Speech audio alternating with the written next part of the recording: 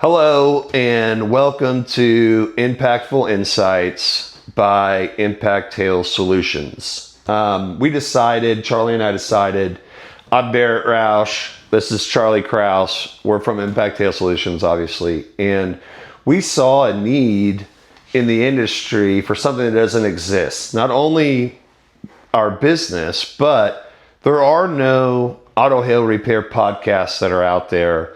And we felt like this was a good opportunity to share with those who are interested of the life of a auto hail repair business, all things auto hail repair, but also we're going to do some other things that are creative. We were talking about doing a Masters where we just kind of talk about the Masters and like upcoming sporting events or just anything that sounds interesting, but we just wanted to offer some content out there and let you guys kind of know about who we are and what we do. And first, we'll just start with Charlie and, just share with us a little bit about your background and what brought you into starting Impact Hail Solutions. Thanks. I'm Charlie Crouse, founder, CEO, CFO, several hats for this business. Have known Barrett for several years. Have known him through banking. My background was in banking for 25 years. We got to be close friends, learned a lot about this industry through Barrett. Saw some distinct opportunities to form a company that kind of takes advantage of some of the holes that exist within the industry and give us a competitive advantage in there. So, that was basically the thesis. Kind of an opportunistic move to solve a problem that is out there, and I think we've kind of figured that out, and that's kind of what we're here to talk about. A lot of it. What is the process and how do we make it better? How do we refine it for clients and agents and insurance companies? And so it's been a great adventure so far, and we've seen a lot of really positive results. This podcast is kind of continuing on that theme, kind of thinking outside the box, kind of trying to differentiate ourselves, not just in the quality of work and customer service aspects, but also just kind of reaching, people in a different manner than what's traditionally been the case. Yeah, it seems like in today's environment, everybody is just hammered with paid ads all over the internet, or your doors are getting knocked by sales reps constantly all day long, especially right after a storm. But to reiterate on what Charlie was saying about solving a need in the industry, and when I first got into this business 9 years ago, that was why I started it back in the day, why I got into the business. And eventually you get too big too fast, and you can't really offer the customer service and attention that customers need when you're dealing with their vehicle. And when you look at a lot of these vehicles that we're taking care of, these are their most prized assets. A lot of people don't own their house today. A lot of people don't own their car outright. So this can be one of their most expensive payments that they make every month next to their house payment. So it's really important to make sure that the key to this is communicating effectively. And when you get too big and you're fixing 3,000 cars a year, it's very difficult to offer customer service when you're that big. So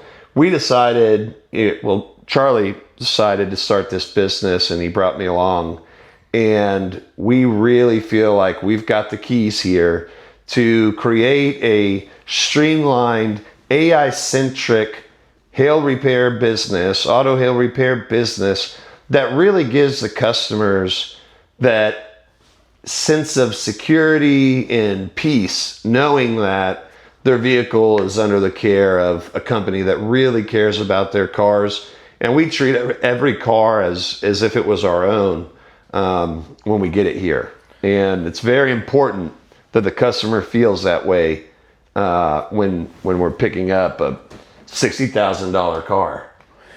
Yeah, that's a good point. I mean, I think about if a situation arises where your car gets damaged, whether it's hail, whether it's collision, whether it's anything, it could be your house. It's really anything having to deal with filing a claim with an insurance company and then going through that process.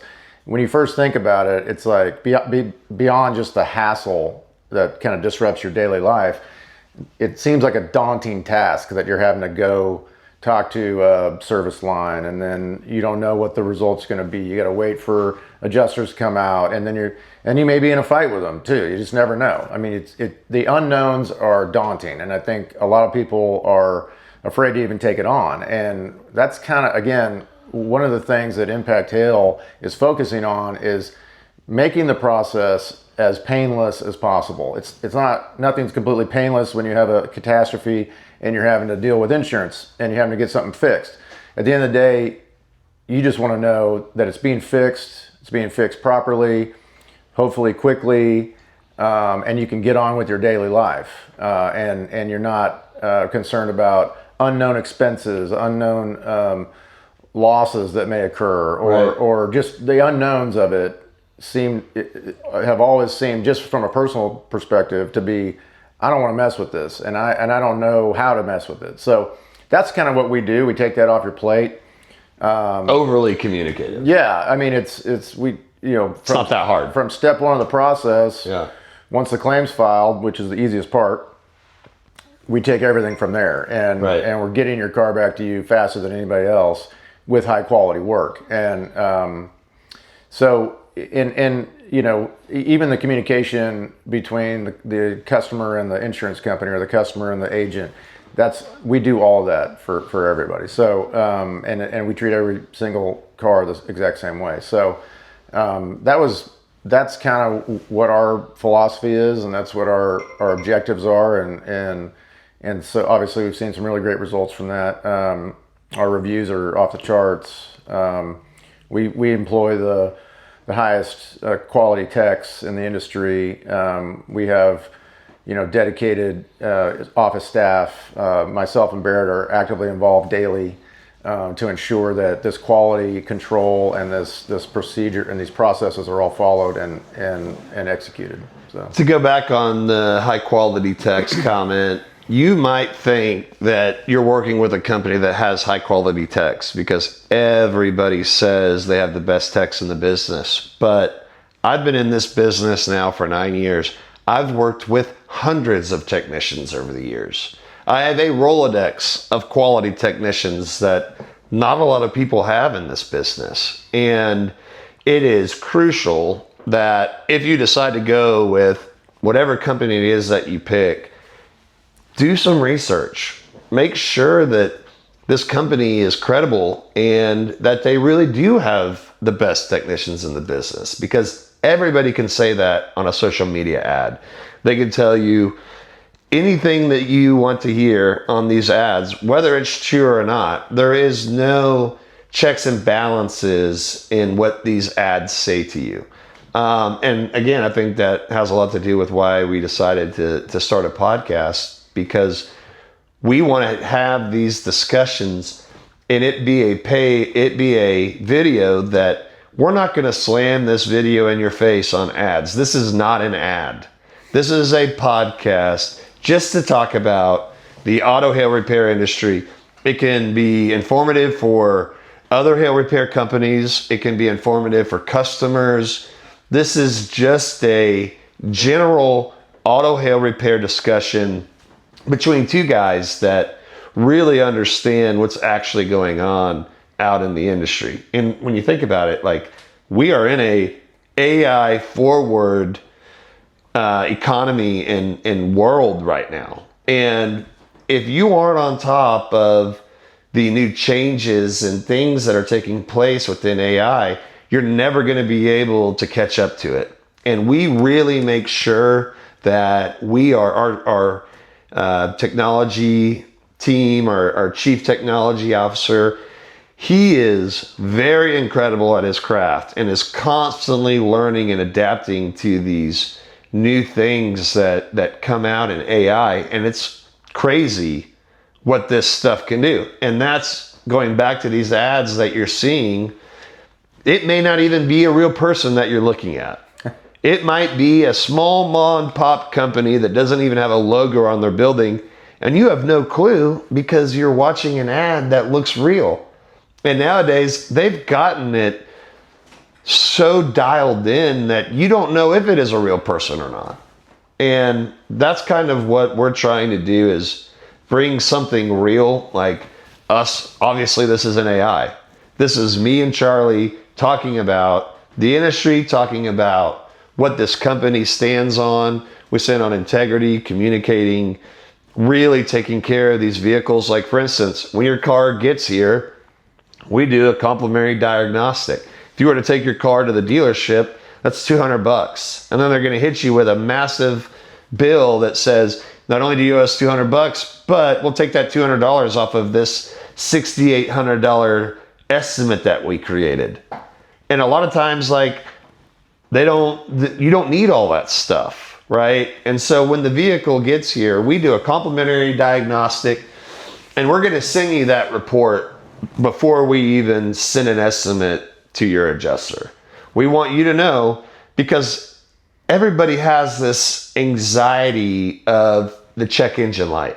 It happens all the time. And you see a check engine light on. Well, your car isn't telling you what's wrong. It just has the light. It could mean you need an oil change, or it could mean you've got a tail lamp out, whatever. It's not telling you without that diagnostic. It can tell you the surface stuff, but it's not going to tell you you need a new transmission or you've got engine problems. We're going to be able to tell you that. And we're going to be able to say, hey, in our report, it shows your transmission is going to go out soon. We've got resources to help you with that. And we apply our discount to our customers. So what would normally cost $1,500 or $2,000 or $8,000 for a new transmission, you're not going to pay the retail price for that. You're going to pay what we pay. And that's just a service that we offer to our customers. We want to be your go-to car guys. Whether you have hail damage on your car or not, collision we can do, all of that stuff we can do. We are a fix anything car related business that focuses on our customers' needs at all times, no matter what. It's not about the profit to us. It's about the image. It's about the company that knows what they're doing, so that when these things occur, you can have peace in calling us and saying, oh, my check engine light just came on. Oh, I'm going to call Barrett and Charlie. They're going to be able to tell me what to do with an unbiased opinion. We're going to tell you exactly what's there. All of our estimates are very transparent. We take very detailed photos with lighting to show every single dent that's on your vehicle, so that when we send it to the adjuster, there's no question on what damage is there or not. A lot of times they don't even send an adjuster to our shop to look at it, because our photos are so detailed and our estimate is so accurate in the way that they want to see it, that they don't even have to call. Usually they call and say, hey, this is great. I wish more companies did this. You guys are good. Go ahead and start repairs. It's that simple. I mean, the key to this business is getting these cars fixed as quick as possible and back to the customer. Well, one of the major delays in hail repair is if you're not a DRP, which stands for direct repair, where the insurance companies, like when they send you to Caliber for hail, if you're not DRP, it can take weeks to get an approval. It can take weeks, especially after a fresh storm. So what these companies do is they send in CAT teams. CAT team stands for catastrophe. So let's say that we had a local adjuster here for a certain insurance brand that we have a good relationship with, that knows us, knows that we do good work, knows that they can trust us. We can't use that adjuster after a hailstorm. They send CAT team in and they force their customers to go to their CAT team first. And then that's who we deal with. We can't deal with our local guy that we know unless you're DRP, which we are with a couple of different brands. But unless you're DRP, you have to deal with the CAT team. And that can take weeks. They got to get here. They got to get set up. They got to pick a location for you to go and get your initial inspection done. And it can be a headache. So that's one of the biggest pieces in timing of getting these cars home, is having a streamlined process to get these cars approved quickly. Well, the way you do that, you take very detailed photos. I mean, our estimates have 40 to 50 photos inside of them. And when we send that, because it always goes to the desk first before they send an adjuster out to inspect. If our photos and estimate are so accurate and detailed and they understand it, they don't have to send an adjuster out because it's all right there in the camera. It's all right there in the photos. So that's a thing that nobody does. Nobody in this industry, they'll take photos of the car, but they're not going to put a light on every single panel. We've got multiple lights that we use, handheld, big ones, mini ones. We've got multiple lights that we use when we take our photos to make sure that when an adjuster opens up that file, they're like, okay, this is all very straightforward. I see 18 dents on this fender through this photo. I don't need to send an adjuster out there to confirm that those dents are there because the photos are so accurate. We have nothing to hide. It's all there. If there's one dent on that panel, we're going to take a picture of it and say, there's one dent on this panel. So, it's really important to not only be transparent with your insurance company, but also with the customer and letting the customer understand, hey, we're going to send you a copy of this as well that shows every single photo that we took so that you can really understand how severe the damage is. A lot of people don't even know, like for instance, this storm that just hit Oklahoma City about a month ago, was it? A couple weeks, 3 weeks? Yeah. The storm that hit Oklahoma City, we went up there and we got a bunch of cars from it, but a lot of these people that we were talking to didn't know that they had severe damage. They didn't know they had $6,000 worth of damage on their car. They saw a couple dents and thought, oh, I'll deal with it later. When in reality, under the light, you've got a $6,000 estimate here. And what a lot of people don't understand is when you have hail damage on your car, all right, and you don't file a claim to get it fixed, and let's say that estimate's like $8,000, all right, and then you get into an accident, heaven forbid, or somebody were to rear end you, when they assess the damage on that vehicle, they're not looking at just the point of impact from the collision. They're writing up the estimate for the collision, and then they're also adding up the estimate for the hail damage. So if you've got a car that's worth $20,000 and you've got $8,000 worth of damage on it, and then all of a sudden you get in an accident and you've got $6,000 of collision damage, they're going to total your car. And you're going to have to deal with a total loss on your insurance record. You're going to have to go find a new car at today's interest rates with a huge down payment to try to keep that interest rate and that monthly payment as low as possible. And it puts you in a really bad situation. And a lot of people don't understand that. They don't know that, oh, these little dents on my car is going to cause it to total. Yeah, it can. The way the insurance companies look at it is if the damage of both claims or even one claim exceeds 60% of salvage value, not the Kelley Blue Book value, 60% is salvage value, which means this car with this mileage sold at auction, the last 5 auctions for this vehicle, type of vehicle with same mileage in the area, it sold for this at auction, which is always way less than what Kelley Blue Book is going to say your car is worth. If it's 60% of what that value is, the salvage value, they're totaling it. So in a lot of cases, if we get the vehicle right after you file the claim, we can save it from totaling. We can write our estimate just below that threshold. And yeah, we may not be getting paid as much money as we should for that type of repair, but we're going to help you. We care about keeping you out of a bad situation that can be caused for things that you may not even understand. And that's part of why we created this podcast, is to talk about things like that. Like, what does salvage value mean? What does DRP mean? And how this whole process works when hail hits your car. So, yeah, I mean, I think at the end of the day, like we alluded to earlier, you know, people who decide to go through the repair process, which is most people, may not even understand the ramifications of not embarking on the repair process, which you did a good job of explaining, the risks there to your asset. But most people decide they want to go through the repair process. Well, what do they really want? They just want to get their car back fixed, completely fixed, every dent fixed as quickly as possible.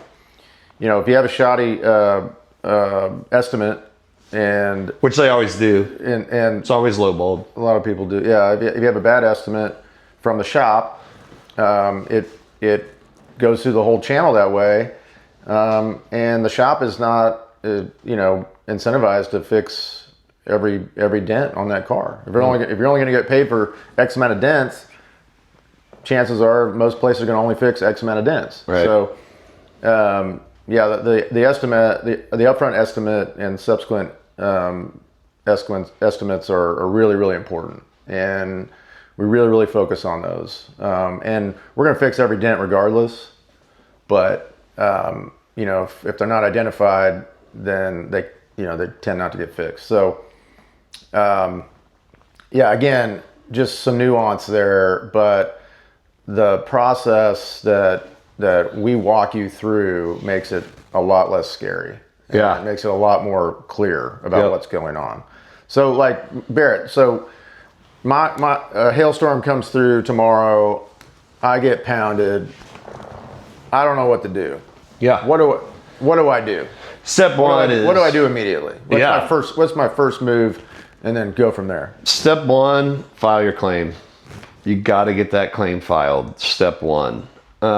Step two. Why is it so important to do that as quickly as possible? Because there's going to be thousands of people filing claims. Right. Thousands of vehicles out Small there. gate with a lot of people trying to get through it. Yep. You better get in there quick and don't wait. Oh, I might get hit again. No. Don't wait. If you get hit again, your car's for sure going to total, which is why you should fix it as quick as possible. Don't let it sit and, I'm going to wait till hail season's over and then fix it. That's a bad idea, because if you get hit again, your car's going to total. It's called overlapping damage. And insurance companies know where these storms hit. So if your area got hit twice and the damage reflects that it got hit twice, you're responsible for 2 deductibles now. Mm-hmm. And that can be, detrimental to your monthly finances. 2 separate claims, right? 2 separate claims, yeah. All right. So 2 different storms, 2 separate claims. So what if I'm worried about filing claims because I don't want my premiums to go up? Yeah. So there's a common misconception that people tell you in this business that, these claims don't affect your rates. That's a lie. And I'll tell you why. The way it works is you've got collision and comprehensive. Collision covers things that's your fault. You get in an accident, they're raising your rates no matter what. Your rates are going up for those. No matter what. At fault, yeah. On the comprehensive side, so like a hailstorm, the insurance companies always get paid back. They never lose money. I think that's pretty common. Everybody knows that. The way that these insurance companies get paid back on a hailstorm, where it's a comprehensive claim, which technically isn't supposed to affect your rates like a collision. It doesn't affect your rates like a collision. But the insurance companies spread the losses of all of the claims across the zip codes that were affected. And then they share that loss with all of their insureds that were in the affected zip codes. So if a hailstorm hits your house, all right, and your cars are in the garage and they don't get any damage on it, your rates are going up just as much as the same insurer that has the same insurance as you next door that had their car out in the driveway that filed a claim on it. It does not matter. You are already paying for these claims. A lot of people don't understand that. Like, your rates are going to go up. You can either fix it and protect the value that you have in this asset, or you can risk it and not fix it. Like, a lot of people keep the money. But you're not going to get dinged directly like you would in an at-fault collision. You're not going to get a mark on your scorecard because you filed a comprehensive claim. It wasn't your fault. Everybody that files a comprehensive claim, they're not getting, a demerit marked against them for that. It is what it is. So you're not at fault for that. So to a certain extent, they will spread the premium around, but you're not, your rating as an insured is not going down necessarily because you filed a comp claim. Correct. And your rates are already going up. So essentially you're already paying for this repair. Right. So you might as well take advantage of it because everybody else is. And when you don't fix it, you're running the risk of losing your vehicle to a total loss and having to replace that vehicle at today's prices, today's interest rates, big down payment. There's the option that you could buy your car back from the insurance company. And I can talk to you a little bit about that as well. So again, let's say I've got, my car got hit by hail. I've got $5,000 to $6,000 worth of damage.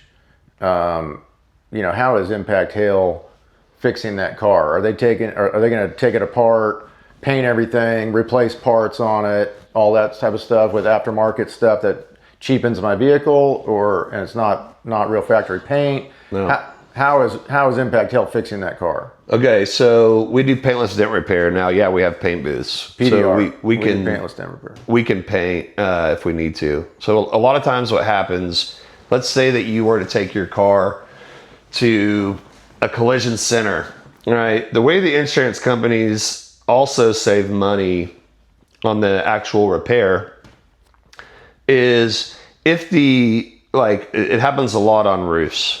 And I'm going to specifically talk about roofs for a second. When you get hail damage on your roof, it's the biggest panel on the car. So let's say that I can fix that car without replacing that roof. I can PDR all of it and make it look perfect. I mean, that's how good our technicians are. I can PDR that roof, and let's say that the estimate for just the roof for paintless dent repair is $3,200. Okay. Then the adjuster looks at the estimate and says, $3,200 to PDR this roof. Well, I can replace it for $2,000. So we're going to go ahead and just put replace roof on there. So what we do, if they put replace roof, we're not going to replace your roof. And I'll tell you why. It's a massive liability. What happens when you replace the roof, it changes the structural integrity of the vehicle. You do not want your roof replaced, ever. And we don't do that. So what we do is, even though the repair that we're giving you is worth $3,200, we're only getting paid $2,000 to do that. So we're losing $1,200 to fix your roof the right way. And that's what we care about. Again, like I said earlier, it's not about the profit. It's about taking care of our customers and treating every vehicle as if it's our own. I don't want my roof ever replaced. I don't care what car it is. It is dangerous to the vehicle. It changes the integrity. And there's a lawsuit out there that happened 7 or 8 years ago where a collision center replaced the roof and didn't do it right. And it ended up being like a $45 million lawsuit that they lost. And I'm not going to get into the details of it, but that is a serious risk when it comes to repairing roofs on cars. So we do PDR. So and if you've got baseball size hail. You're saying that chopping a car up and replacing parts on it is not as good as maintaining the integrity of the car and just removing the dents by hand. Is that what you're saying? Yes. Yes. That's what we're talking about. Right. Removing all the dents by hand without painting anything, without replacing anything. Right. The integrity of your car with factory paint, factory parts is all still maintained. Correct. That's the process we're talking about. Correct. We're not chopping your car up. We're not replacing it. We're not turning it into a Frankenstein car. We're just replacing it back to its original status before it got hit by hail. Correct. Or whatever. It doesn't have. We fix all sorts of dents, not just hail, but And For there's the most part, it's hail that causes the most damage. So. the other, you might be asking, well, what happens if the hailstones are baseball size? Can you still fix that without painting? Technically, no, you can't. Nobody can fix a roof covered in baseball sized dents. So what we do is a technique that's called push to paint. All right. So our technician gets in there, he fixes all the dents to the best that he can, which he fixes them, but there's marks, because the way you fix it is you push the dents up below the metal and you get it back to its original. There's a muscle memory there. But if you were to, we call it broccoli, where it looks like the top of a piece of broccoli, because there was so much stretched metal that to get it back to its original position, there's a lot of marks where that dent was, and it doesn't look good, right? But you saved the panel. You didn't cut that roof off, right? So we push the dents up and make the metal normal again, but it doesn't look normal because the paint has all these push marks in it that looks like the top of broccoli. So after we fix the panel, we call it push to paint. We push those dents up, and then we sand it all down and then paint it. And that's the only way to fix it when you're hit with baseball size hail. Now, everyone else is going to replace that roof. They're not going to take the time to do push to paint. They're going to replace that roof and not even mess with it. And you may not even know that they actually replaced it or didn't. But we are very transparent with our customers, and I just want to make sure that this is clear, that we will never cut your roof off. Ever. Ever. It is a massive liability that is not safe for our customers. And at the end of the day, our priority is our customers and treating their vehicles as if it was our own. And I know we've said that a lot, but we truly feel that way. Like, for instance, let's say that your car comes in and you've got a tail lamp out. Most companies would be like, okay, they got a tail lamp out, whatever. We're going to replace that bulb for you. We're going to make sure that your car is dialed in, even with a little $8 tail light that takes us 5 minutes to replace. Or let's say that you've got a tail lamp out and you need help getting that tail lamp put in. Bring it down here. We'll make you a cup of coffee while we fix it.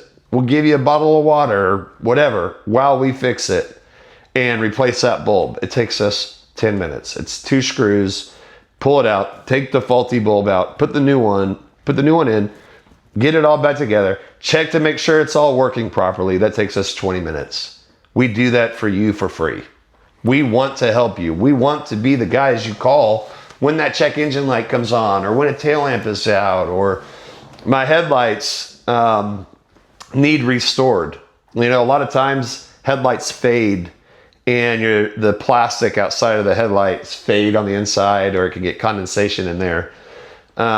Bring it to us. We can clean all that stuff up for you. And you're not going to have to go onto Google and find headlight restoration. And all of a sudden you've got 15 different companies that look professional, and then you take it to them and you're like, okay, I'm not doing this. Just call us.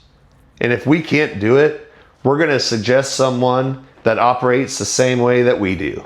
And there's not a lot out there that we can't do besides the engine, the transmission, the mechanical stuff.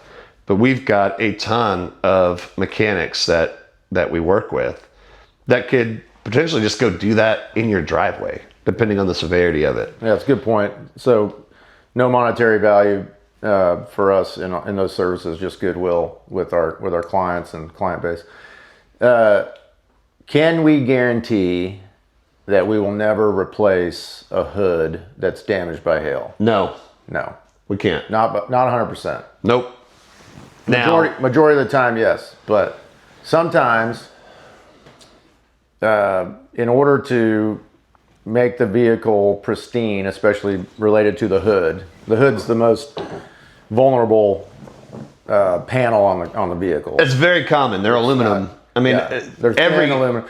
So that's the most vulnerable panel, and sometimes you just can't get it perfect with PDR. So there are times where It's better for you to replace it anyway. we'll have to put a new hood on there and paint It's not the roof. That's not going to change the But that's structural just the hood. integrity. All it That's is just the hood is, of your car, yeah. and what you need to understand is in the fine print of your insurance policy, they don't have to replace your hood with OEM or your roof with OEM. It's all aftermarket. That's how they save money. Unless you have a rider on your policy that says, I want OEM, which you should look into. Nobody knows that.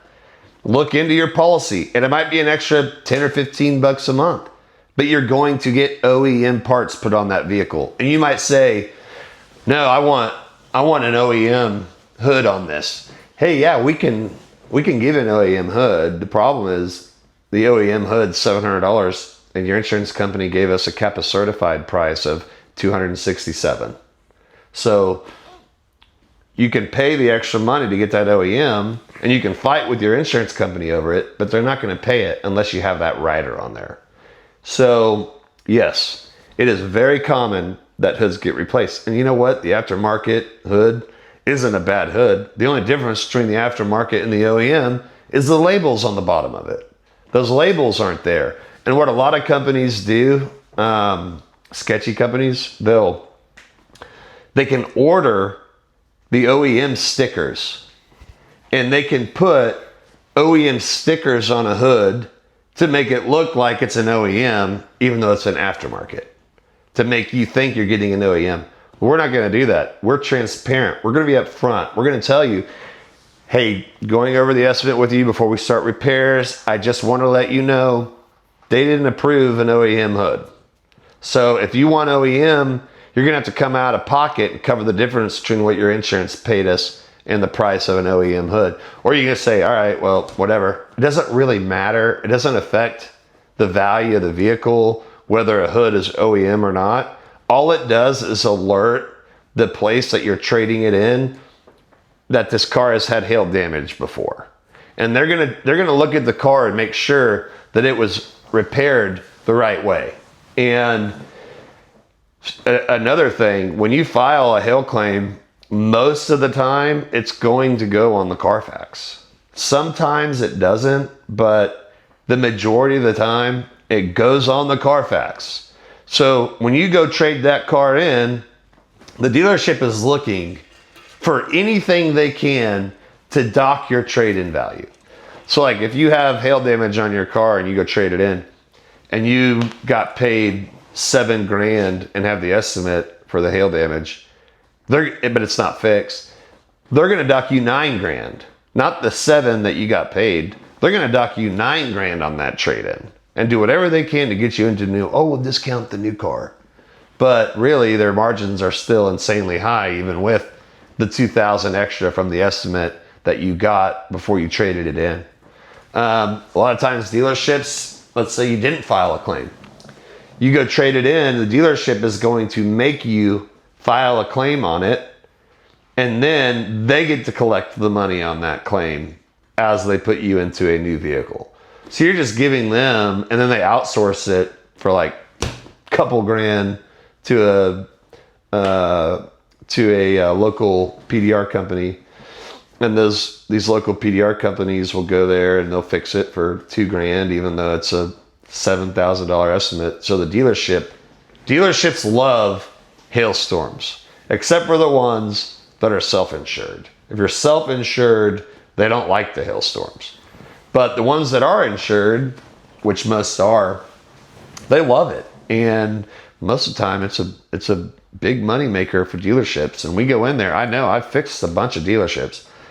It's pennies on the dollar, but they've got 500 of them. So we'll go in there and fix them. We'll be there for 30 days, pack up and leave. Yeah, 30 days, we can fix 500 cars in 30 days. That's how many techs we have. But yeah, so anyway, yeah, so it's kind important. Of sum up, yeah, I mean getting hail damage is not a trivial thing. It seems like it's too big of a hassle to mess with. It seems like, well, the car drives fine, so why mess with it and why even deal with it? But there are a lot of ramifications for not getting that fixed. And picking somebody that doesn't know what they're doing. Or getting it fixed improperly. That's a good point. So I think hopefully we've done a pretty good job of kind of laying all that out. Yeah. Yeah. So the kind of in this thing, we're here 1st of April. We're in hail season. Yeah, we're in hail season. Last couple of years have been pretty benign as far as 4 years as far as what the weather's done. But we do a fair amount of research on what kind of season we can expect in Dallas and Oklahoma City to some extent, or kind of the I-35 corridor, if you will, since that seems to be the regions that get pounded the most. But so what's it looking like from the best we can tell? AI models, just basic research. All the meteorologists I researchers, follow. a bunch of meteorologists, stuff like that. Which, by the way, I'll do a plug here. Max Velocity is my favorite one. He posts a video every single morning. It's 10 minutes long, and it's specific to where the weather is happening. And he does them every single day, all year round. So what they're saying is DFW has dodged the bullet for 4 years in a row. Yes, it has hailed. We're always going to get hail here no matter what. But the last 4 years have been weird, and I'll tell you why. For the first time in the 21st century, the last 3 years is what's called a triple dip La Nina. And La Nina weather patterns are not favorable for hail. Write that down. Triple dip La Nina. Yeah, write that down. Do some research on it. They need to make a cocktail at your favorite local bar called Triple Dip La Nina. Yeah, that'd be great. With hailstone size rocks as your ice. There you go. Yeah, I think we just came up with something. So right now we're going from La Nina into a Enso neutral weather pattern, okay? And when you go from La Nina to Enso neutral, it is a very favorable hail, severe weather type of pattern. The last time that this happened, La Nina to Enso neutral, was in 2021. And in 2021, I remember there was 3 or 4 days in a row where it hailed in multiple different places in the Metroplex. Now, if you look at DFW as a whole, not as a city, we are the #1 area for hail damage. They're as a Metroplex, okay? Now, Denver, which is a city, obviously, Denver, Colorado is technically right up there. Colorado gets hit every year. They get big hail. Even they've been down in the last 3 years. It's been weird. But when you look at cities, you've got Denver, you've got Frisco, you've got Allen, you've got Kansas City. And what's also crazy is how much hail has dropped in Chicago recently in the last couple of years. St. Louis could get hit today, actually. Yeah, St. Louis. You've got Louisiana. There's Alabama. I mean, I think the biggest hailstone in history was recorded in Alabama. It was like 8 inches, larger than 8 inches. It was like killing cows. Were there tornadoes in Dallas in 2021? When did that tornado hit? That was October. Actually, it was 2019. Oh, 2019. Okay. It was 2019. And I'll tell you why I remember. It was October 10th, 2019. And we got a lot of hail with that tornado. Unfortunately, the shop that I was in also got hit by the tornado. So we had a hailstorm, and I had no shop to fix cars in. And it wiped us out. And there's videos of it on YouTube. I had a camera in the garage, and it shows the garage door, which is a big bay door. And it was like you were wringing out a rug on the inside of the shop on the camera. It just looks like the door is just going like this constantly. It was wild. I've never seen metal do that. Okay, so I saw that on the camera happening in real time. And then all of a sudden the camera went off. And I was like, okay, well, there goes our business. And I was anticipating going there the next day and just seeing it leveled. Well, I live in Lake Highlands, which is right by North Park Mall area. We're about 10 minutes from North Park Mall. I mean, we're in Dallas, but the area is Lake Highlands. And the tornado was headed right for my house. And we were in the bathtub with my wife and kids. And I was prepared that not only was I going to lose the business, but now I'm potentially going to lose my house. And that was when it shifted north and went to the Home Depot at Forest and 75. Yeah. And it hit that Home Depot and it went through Preston Hollow. Remember, I think Tyler Sagan's house got hit. I'm pretty sure his house was in there that got hit. And all those big houses in Preston Hollow. It went right through there and then shifted north and went to the Home Depot. And then after it hit Home Depot, it kind of just stopped. But I remember going to the shop the next day and it was like a war zone. And luckily at the time I had a Tahoe and I could get through the terrain. We had to go around the back side of where my building was, where our shop was, and it was blocked off. The streets were blocked off because there was exposed electrical wire. And I had a lot of valuable things inside of the shop that I wanted. Sports memorabilia, memories of my kids, pictures that they've drawn me, expensive equipment.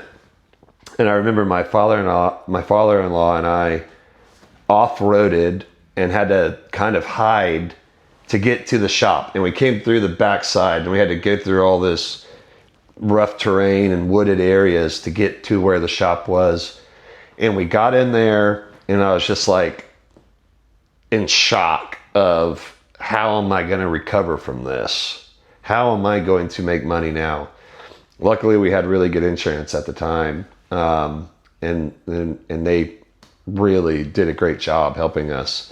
But I had to get in there and get as much as I could, salvage as much as I could, and get it all into my Tahoe and get it back to my house without anybody seeing us, especially before all the ransacking started to happen. I mean, the homeless where my shop was, it was bad. It was in a bad area. And right after I was able to get in there and get my stuff, and that night people started ransacking businesses and stealing stuff out of them, and it was just a experience that I wish upon no one. I hope that never happens to anybody, but make sure that you have good insurance. Yeah, well, it was crazy. Fingers crossed that there's no tornadoes this year. Yeah, same. Hopefully, knock on wood for that. But suffice it to say that the weather setup for 2026 is very similar to 21, at least according to all the experts that we review and research.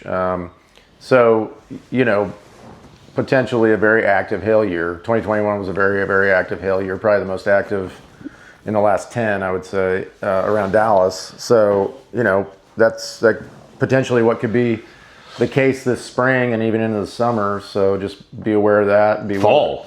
It hails in DFW in the fall. Yeah. I mean, that tornado was October 10th. Yeah. It was in October. We'll revisit this pod, a few months from now and see if we're Nostradamus or not. Yeah. How it works when you're looking at weather patterns and predicting, like, what does the future look like today or this year? They take years in the past that had the same transitions of La Nina, El Nino to Enzo neutral, whatever. They look at previous years and match those years to what we are going through now. And then they compare those years to where we're at now. And 2021 was one of the years that they used to prepare us for the weather that's ahead. Now, at the end of the day, this is just a prediction. And the last 4 years, we've had massive predictions where they bring the Weather Channel in and everybody's putting mattresses on their cars. Everybody knows it. You see it on the news, and you go out and everybody puts sheets or tarps or whatever they can to protect their cars. Now they have these blow-up bubbles, by the way, that you can blow up. And it can stop a 100-mile-an-hour fastball, and it doesn't create a dent. But that's like $5,000, probably something around there. So you're not going to spend that much fixing your car for hail. No. So if you're going, you can go home from work the day that tomorrow it's going to hail, and you're going to see all your neighbors putting stuff on their cars and pillows and mattresses and all this stuff. A lot of times it's actually worse because the wind is so strong that, while you may not have hail damage on your car, you're going to have scrapes from tarps and mattresses and branches and all that stuff. So a lot of it might stop the hail, but you're still going to have to file a claim because of all the scratches and damage that it puts on your car. But with the same deductible. Yes. And there were so many times in the last 3 or 4 years that, and just to give you a little more education, we use SPC, which is a .gov website, which is what everybody uses.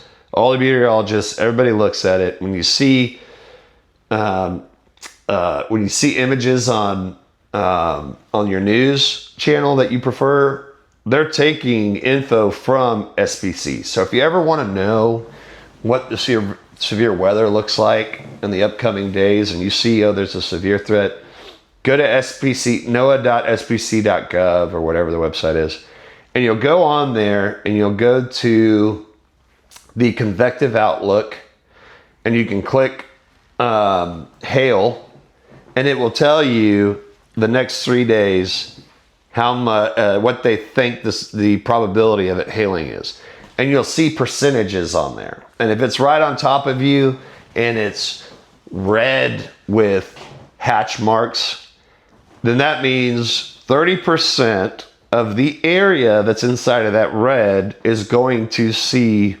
severe weather. Now, that could be hail, that could be winds, that could be heavy rain and lightning, but that's how you translate what that image means.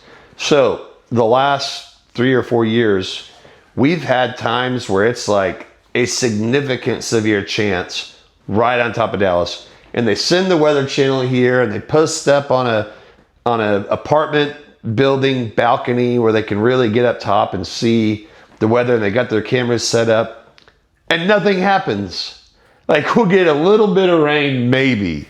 And it's like, how did we predict this? Well, that's just to go in with, these are just predictions, right? And the way that they look at future weather forecasts collectively, like this severe season, not tomorrow and the next day, but this severe season, we're in this weather pattern that previously, last time we went from here to here, it hailed a bunch. And that's how they look at it. So, to go back to your question, yes, they are saying that they think this year could be a pretty heavy, severe year. And obviously, we're not praying for hail. Praying for tornadoes. We don't want tornadoes. We don't want anybody to get hurt or anything. But when these things happen, we want to be your resource to know that as you're looking out your window and you're seeing your prized possession getting hit with hail and you're freaking out, you don't need to freak out. Just worry about your health and safety. Don't worry about the car. We'll worry about that. And we are really good at what we do. And you will get to see that firsthand if you decide to work with us. And hopefully you don't ever get hit with hail. Get your garages cleaned out, because the weather is coming. In fact, which brings me to my next point, Masters Weekend. Masters Weekend, there's 6 days in a row. Yeah. It starts Friday and it goes all the way to Wednesday of severe weather, they're saying, this 6 day, and they're telling us this right now, which is very difficult to predict a week out, week and a half out. These weather patterns change. Like, for instance, last night, we weren't in a big severe chance, but we were in a 5% 3-4 days ago, and everything shifted west, and all we got was a little bit of rain, probably just enough to water the plants. So, Masters weekend looks like it's going to be pretty rough here. So, we're going to be inside watching it anyway. Hunker down. Yeah. Which, by the way, here's your... Don't let hail ruin your weekend, your Masters weekend. We can take care of it for you. Yeah. Just... But who do you think... Who's your favorite? Favorite for the Masters? Yeah, who do you want to win, and who do you think has a pretty good shot? Who do I want to win? Yeah. I want Bryson to win, honestly. Yeah, well, everybody here loves Bryson. But Dallas. And I think he's playing good enough. I saw, I don't know, it was Rappaport or one of those guys, one of those stat geeks that follows the tour. It's like 9 of the last 11 Masters winners were 32 years old and ranked this high on the golf stats, whatever deal, and Bryson falls in that category. So I don't know. Maybe if he's putting better, he's got a chance at it. But obviously the favorite's going to be Scotty, which that's who I want to win. It's fine with me. That's fine with me too. I like Scotty. So, yeah. What do you think about Brixie? Not putting well enough. Calm or Kawa? Probably not putting well enough. His irons are pretty dialed. Yeah, no, he's number one strokes gained iron play. But guys that are driving it good and really good iron players are going to do well. So those guys are all probably top 10. I mean, what about some dark horses? What about some Cameron Young? Yeah, Cam. So Cam Young, one of my best buds that I play golf with all the time. It's actually his cousin, believe it or not, and he just recently had a win a couple weeks ago. And he won the Players. Yeah, Players. That's right. And then he had another one, didn't he? No. Maybe it's just this year. Yeah, he won the Players, but which is a big deal. Yeah. I feel like he is peaking at the right time to really go out there and put a show on. He could absolutely win that, yeah. I saw this picture today Ludwig Yeah. Elberg can win it. Yeah. Yeah, he's been playing Texas Tech. Yeah. I saw this picture today. Charlie knows he's not a fan, but I love Waffle House. It's like one of my favorite things to do. What do you mean I'm not a fan? I love Waffle House. Okay, good. I just don't go as often as you do. I take my kids there pretty much every Saturday. It's just a tradition that me and my kids do, and we'll get on the jukebox and play music and enjoy just a tasty, hearty breakfast with my favorite waitresses there. They're always so sweet and nice, and it's always perfect. But I saw this sign that Waffle House put out in front of at the Augusta Waffle House, and it says Masters parking straight ahead, and then it had hungry parking with an arrow pointing at Waffle House, and I thought that was kind of cool. I didn't know Augusta had a Waffle House. Isn't that where try that? That's a bucket list right there. Since they took the Hooters out, isn't that where John Daly's throwing his shindig out in front of the Waffle House? Yeah. Did I hear that? Right? Maybe. I mean, I could see that happening. Yeah. For sure. He always sets up right outside the gates and Throws a party. Has like a concert and kegs and stuff. Yeah. It drinks like 13 Diet Cokes and pack and a half of cigs. Yeah. What an athlete, that guy. I mean, think about all the stuff he's done in his life, and he's still living it the same he did out of college. Finely tuned. Yeah. No DUIs either. Hasn't rolled his vehicle over. No, exactly. And it's unfortunate because, it's fortunate for John Daly, but talking about Tiger, I've got a signed Tiger flag when he won the PGA Championship at Southern Hills. I've got that thing sitting right there behind me. I'm a big Tiger Woods fan. Love him. All right, you're worth $1 billion. Why don't you have a pilot and a plane, why don't you have a driver? Yeah. And you know what else is interesting is the two times that he was in those accidents. He was in a Genesis and lived. And that's one of his biggest sponsors. And lived. So I'm thinking maybe that's a car, and they're great cars. I love them. They're really nice, and it's a good value. Really nice. But maybe they have maybe they're equal to Volvo these days, but I don't know. I don't know. They're safe. I mean, if you get Tiger Woods, the greatest golfer of all time, safe during those two accidents, maybe I might be looking into a Genesis one of these days. Yeah. Yeah. LeBron's driving one, so. Yeah, I mean, he's got a driver. But get a driver. Just, But man, it's like all the stuff. Hopefully he gets better. All the stuff he's been through. Mental health is a issue. It doesn't matter if you're worth $1 billion or $5. I mean, Tiger Woods. I mean, in his leg, everybody says is robotic. Yeah, it's pieced together. It's pretty deformed.